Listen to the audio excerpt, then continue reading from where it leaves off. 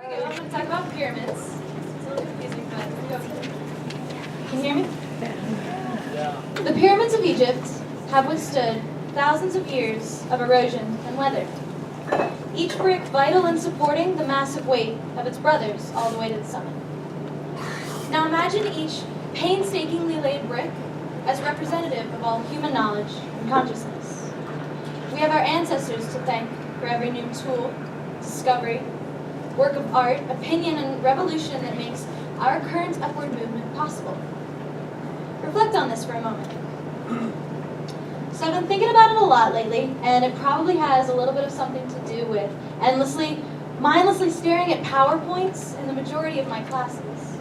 But I've come to the realization that our way of knowing has shifted from laboriously memorizing facts and figures to discerning how best to find those facts and put them to good use. We as a society place emphasis on that savvy citizen, and no longer that savant for verses, equations, or dates. What could this ability transformation mean for our ancient system of instruction? I believe it can only predict the necessity for a revolution in education. If you guys could play along with me for just a moment, I want you to raise those hands high if you've ever acted on the temptation to SparkNote a book rather than read it thoroughly. Honesty, I love it. All right, raise those hands again if you have ever skipped class to go play Frisbee on Sanford, only to rely on taking pictures of a friend's notes to cram for that exam later.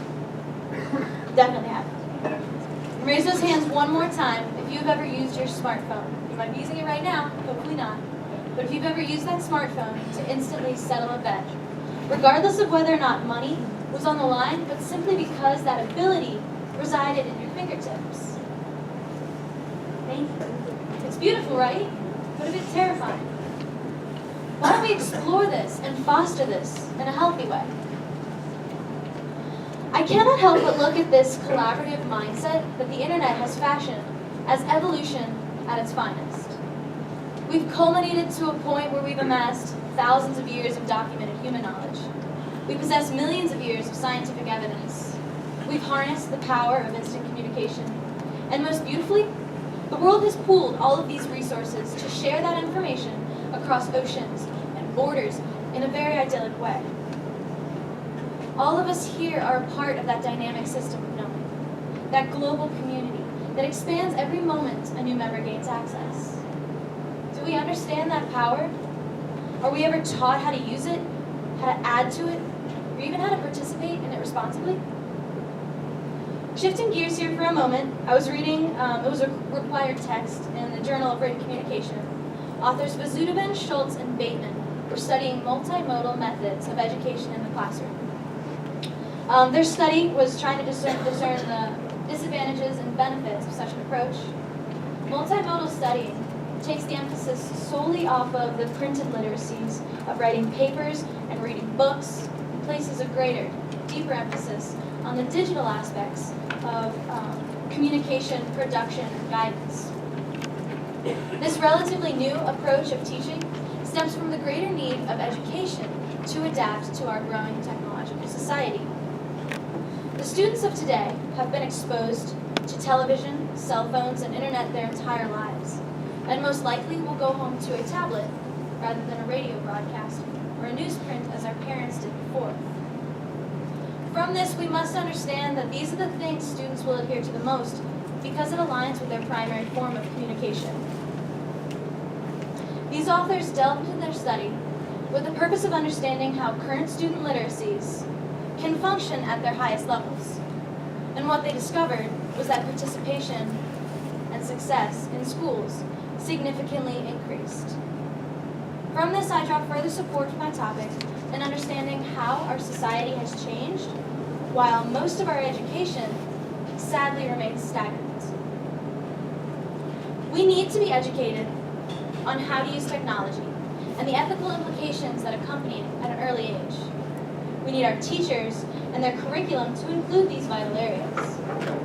Today, we spend our time in classrooms in a boring battle with what used to work while missing real-world opportunities and experiences to grow and change. What is the purpose of having a heightened evolved advanced abilities such as the internet if we rarely put it to good use? Think of the internet and technology in general as an outward extension of your own individual evolutionary advantage. And maybe you can see my point. You have this incredible tool, but instead of use it, most institutions shun it and ignore the direction we are inevitably headed towards. You have the power to build a pyramid in your hands, yet how often do you use that power to merely tweet about a brick? When we learn, we should, in a sense, be building our pyramids off of that foundation that has already been laid for us, not spend years laboring over each and every brick individually. How can we ever be expected to reach our fullest potential, our pinnacle of sorts?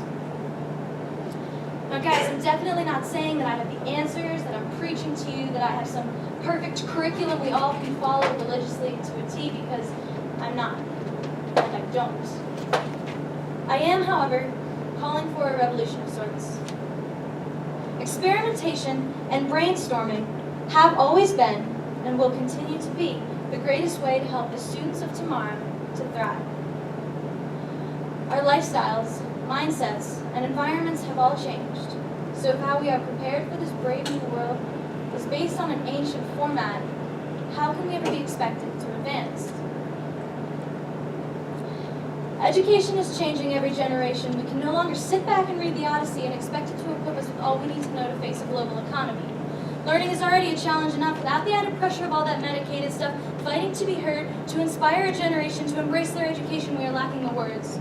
University is historically a place to be free, where questions are milled, holes are filled, and dreams are not killed, but now, fed on the hypocrisy of a nation whose only enemy is itself, the American dream. You spend your whole life trying to fit into a box by getting into a smaller box to travel to a box within a box, all the while dreaming in anticipation of an electric box into which you pour your anxieties of the day and waste away, because society is what you make of it, and right now, it is made in a studio. Whoa.